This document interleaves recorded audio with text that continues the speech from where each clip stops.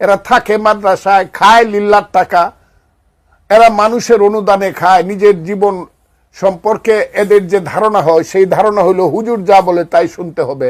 হুজুরেরা তাদেরকে কয়েকদিন পরে পরে, প্রতি শুক্রবারে অথবা 1 মাস 2 মাস পরে পরে তৌহিদি জনতার নামে, ইসলাম রক্ষা করার নামে সোহরাওয়ার্দী উদ্যানে জামাতে ইসলাম, হেফাজতে ইসলাম তারা এসে যুক্ত হবে।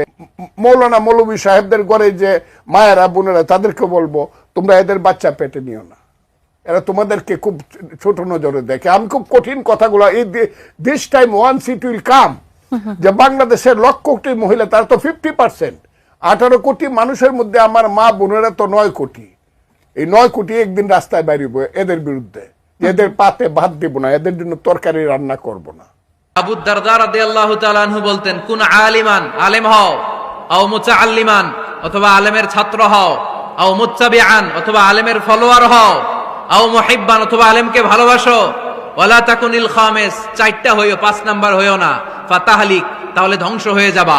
5 নাম্বারটা হচ্ছে আলেম বিদ্বেষী, খবরদার আলেমদের পিছনে লেগো না, তাহলে তোমার দিন দুনিয়া আখিরাত সবটারে বরবাদ করে দিবে কে? এটা নলেজের উপর বেস করে ধর্ম, এখানে উল্টাপাল্টা কথা বলার সুযোগ।